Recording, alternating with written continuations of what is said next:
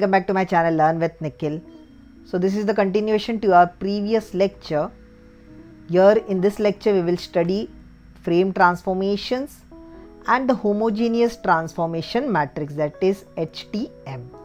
So let's begin. So in our previous lecture we have seen that the frame transformation is nothing but the combination of frame translation, that is the position, plus frame rotation, that is the orientation. So frame transformation is the combination of position and orientation. So first we will study frame translation. So first we will study translation of a frame. So here we have again considered the same universal coordinate system, that is XU, YU and ZU, and then we have the body coordinate system.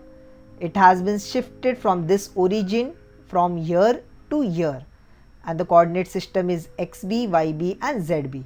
Here we have considered the pure translation, that is the pure change in the position. As you can see the coordinate system, this XB is parallel to XU, YB is parallel to YU and ZB is parallel to ZU. So this means there is no change in the orientation or the rotation. It is just the shifting of this point from here to here, and we have also seen this in Robo Analyzer software how this is shifted. Now we have to find the vector q with respect to the universal coordinate system. Now to find this we have to know these two values, that is the q bar b origin with respect to u. So the shifting of this origin from here to here, we have to know this value. We have to know this value q with respect to b. So if we know these two values, we can find q bar with respect to u. So that is q bar, that is vector q with respect to u. So this q point with respect to the universal coordinate system will be q b origin with respect to u plus q with respect to b. So with respect to this body frame, with respect to this universal frame. So this is the formula for finding the translation of a frame. So in the previous slide we have seen about the translation, that is pure translation. In this slide we are going to see about the pure rotation of the frame. So again here we have considered the coordinate system, that is the universal coordinate system u, and here we have rotated the frame. So this is pure rotation as it is attached at the center only. So there is no change in the position, this is pure rotation. So the rotation here, it's the same angle, this angle, this angle and this angle, that is denoted as theta. So this is pure rotation. Now our aim is to find the q coordinate, that is q with respect to u. So that we have to find out, that is the q point with respect to the universal coordinate system. So what is the rotation we have to find out. The known values are, that is q with respect to the body coordinate system. So the q with respect to the body coordinate, that we know. So this part we know, and this is also known, that is rotation of body coordinate with respect to u, that is with respect to the theta. We can find out this I'll explain you later how to find out this. So this is the known value and this is also the known value.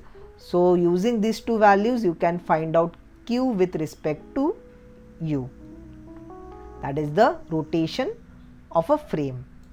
Now as we know the translation and we know the rotation, we can combine this both to get the translation and rotation, and we get the transformation. So here I have considered both translation and rotation. Again we have considered the universal coordinate system, this is the body coordinate system, and here you can see this is not parallel to this 3 coordinate system.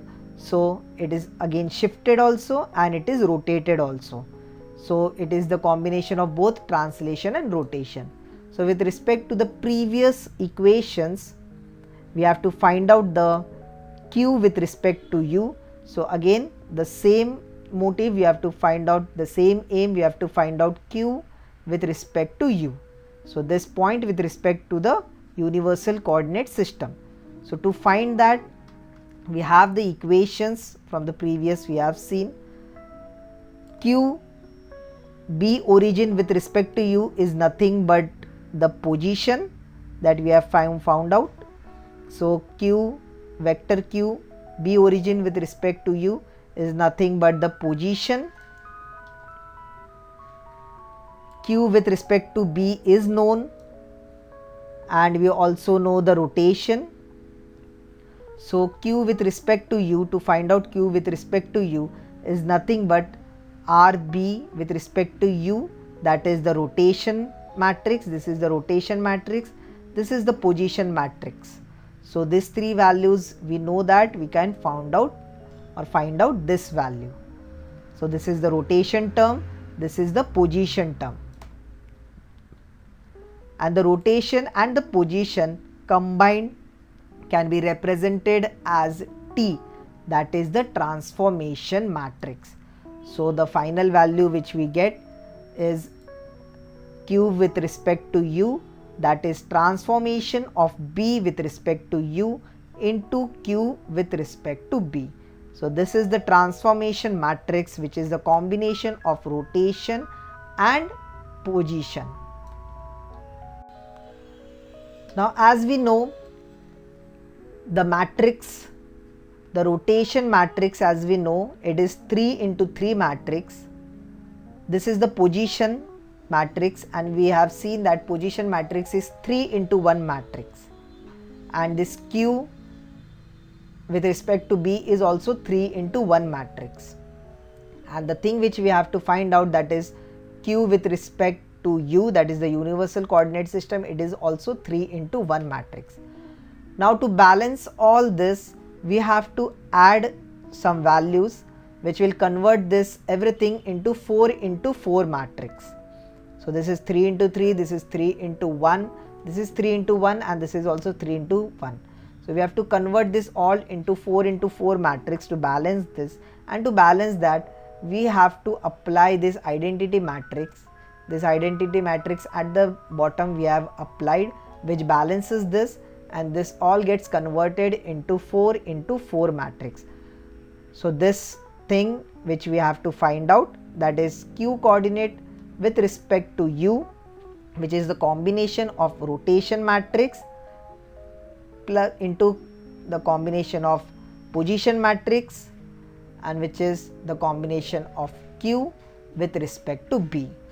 So this is the matrix which is called as the homogeneous transformation matrix. So finally the homogeneous transformation matrix is nothing but, that is T is nothing but rotation and position, and this is the identity matrix.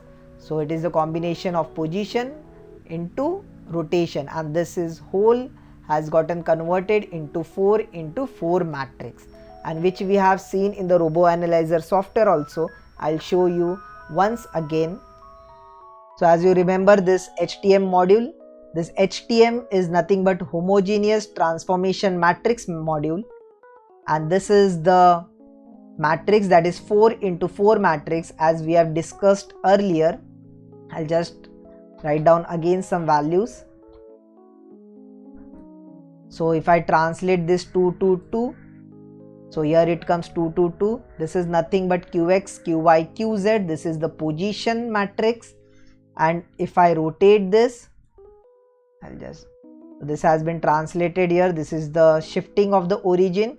This is qb origin with respect to u.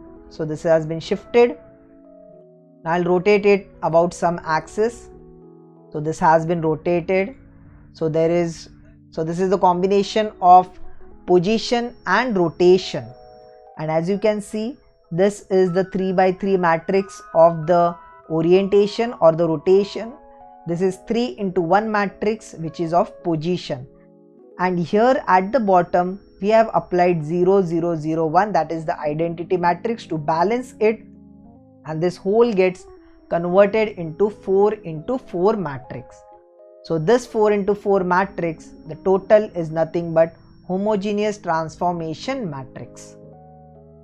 So after entering this 45, that is theta is 45, angle is 45, how these values came, this you understood, this is qx, qy and qz, so that is this position. This is simple. But how these values came, this is 0.7 minus 0.7, how these values came, I'll explain this in my next video lecture.